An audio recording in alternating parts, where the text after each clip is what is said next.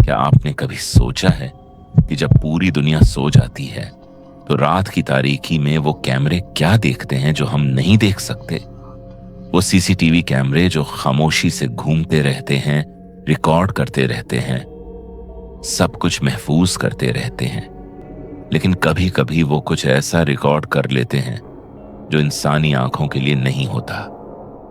ये कहानी है एक ऐसे सिक्योरिटी गार्ड की जिसने नाइट शिफ्ट पर वो फुटेज देखी जो उसे कभी नहीं देखनी चाहिए थी, और उस रात के बाद उसने फिर कभी कैमरों की तरफ आंख उठाकर नहीं देखा।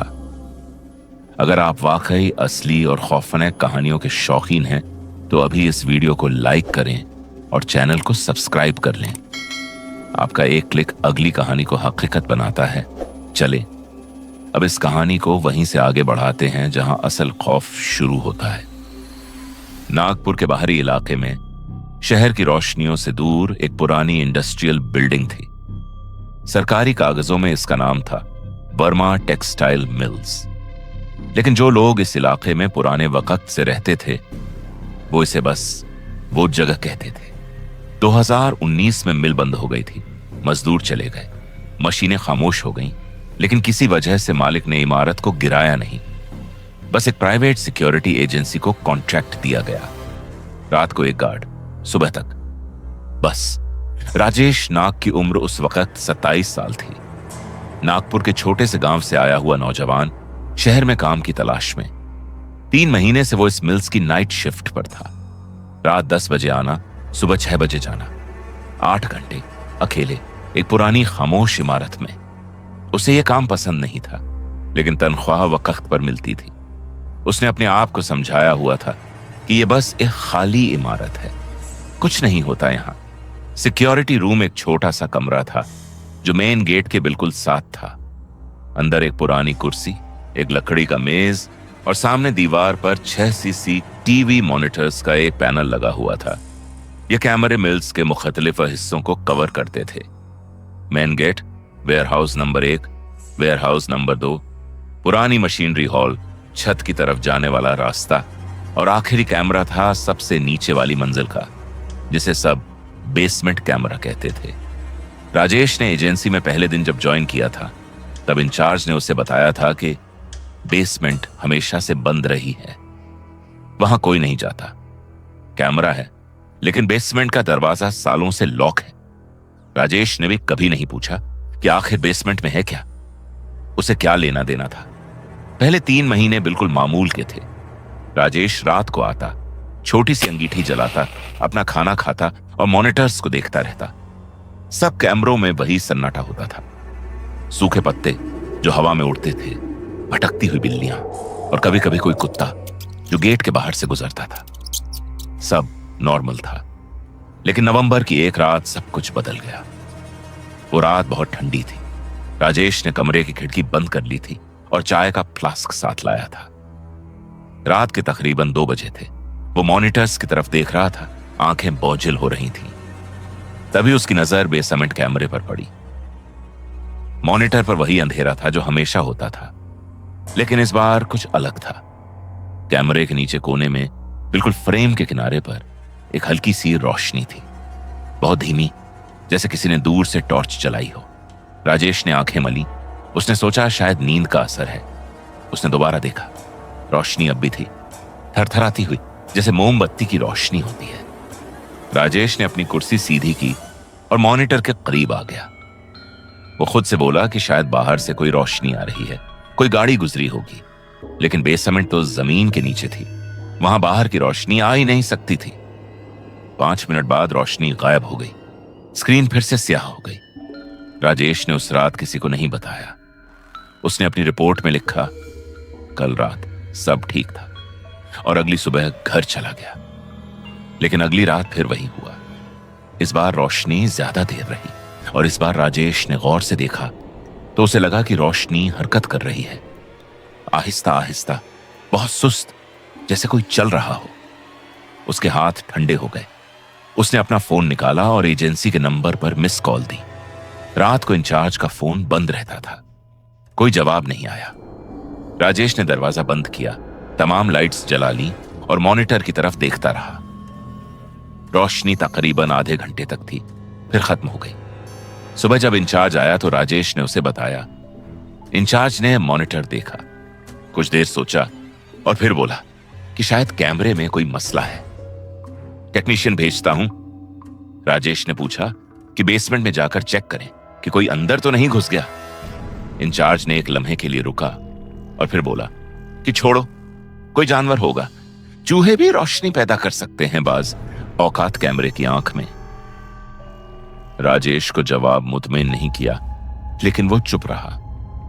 तीसरी रात राजेश ने फैसला किया कि वो खुद रिकॉर्डिंग चेक करेगा।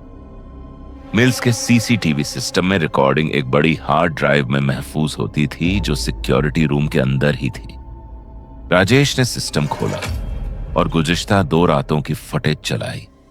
पहली रात की फुटेज में वो रोशनी साफ नजर आ रही थी, लेकिन जब राजेश ने फुटेज को फ्रेम ब फ्रेम आगे बढ़ाया तो उसका दिल एक धड़कन के लिए रुक गया।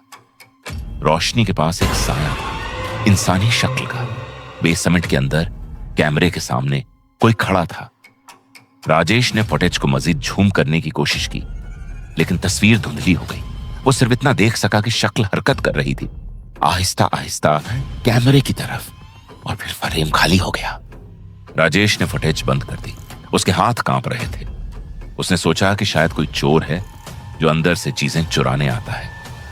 उसने अपने आप को यकीन दिलाया कि यह बिल्कुल मामूल की बात है, लेकिन फिर उसके जहन में आया कि बेसमेंट का दरवाजा बाहर से लॉक था, कोई अंदर जा ही कैसे सकता था। चौथी रात राजेश ने एजेंसी को लिख कर दिया कि उसे कोई पार्टनर चाहिए। अकेले रहना महफूज नहीं। एजेंसी ने कहा कि बजट नहीं है, सब्र करो। छठी रात के 3 बजे बेसमेंट कैमरे में कुछ ऐसा हुआ जो राजेश ने अपनी जिंदगी में कभी नहीं भूला। वो मॉनिटर देख रहा था जब अचानक बेसमेंट का पूरा फ्रेम रोशन हो गया। इस बार रोशनी टॉर्च जैसी नहीं थी, ये सफेद तेज बरक़ी रोशनी थी, जैसे किसी ने अंदर से फ्लोरेसेंट बल्ब जला दिया हो। बेसमेंट का सारा कमरा अब साफ नजर आ रहा था, और उस कमरे में राजेश ने कुछ देखा जिसकी उसे तवक्को नहीं थी। दीवारों पर लिखाई थी। पूरी बेसमेंट की दीवारें अल्फाज से भरी हुई थी, लंबे घूमते उलझे हुए अल्फाज जो एक दीवार से शुरू होकर छत तक जाते थे। राजेश ने मॉनिटर के करीब आकर देखने की कोशिश की। कुछ अल्फाज पढ़ सकता था, तारीखें थी, नाम थे, और बेसमेंट के दरमियान में फर्श पर एक शख्स बैठा था, पीठ कैमरे की तरफ, सर झुका हुआ, बिल्कुल साकित। राजेश ने जोर से सांस लिया। उसका जिस्म पत्थर हो गया था। वो मॉनिटर से हट नहीं सकता था, उठ नहीं सकता था, चीख नहीं सकता था। फिर वो शख्स आहिस्ता आहिस्ता मुड़ना शुरू हुआ, बहुत आहिस्ता, जैसे सोए हुए शख्स की गर्दन फिरती है कैमरे की तरफ। राजेश ने मॉनिटर से आंखें फेर ली।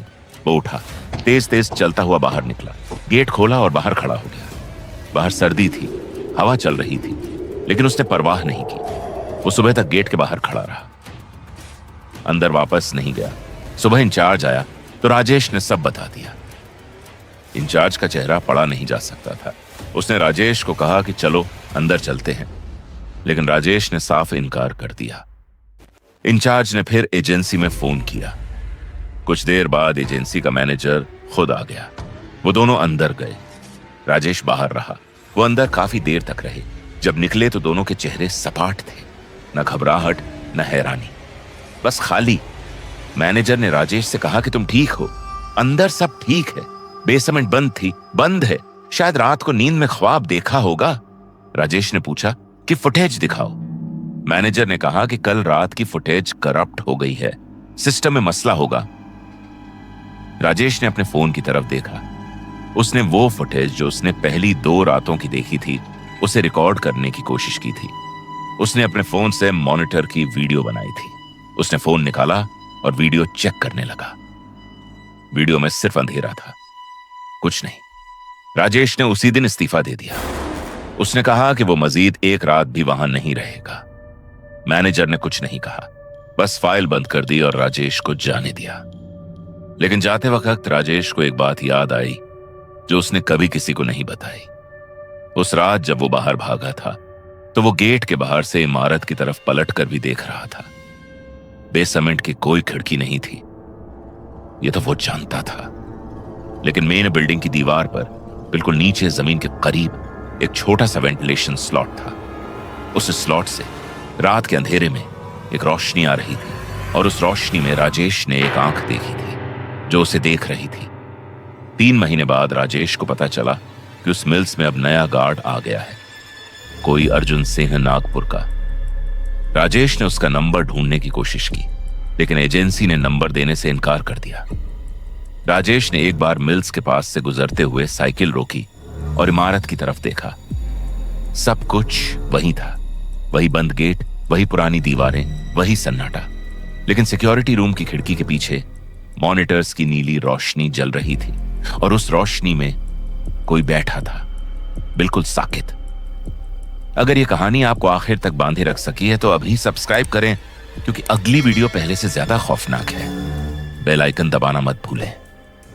अगली बार तक महफूज रहें और याद रखें, जो कैमरा आपको देख रहा है वो हमेशा इंसानी आंख नहीं होती।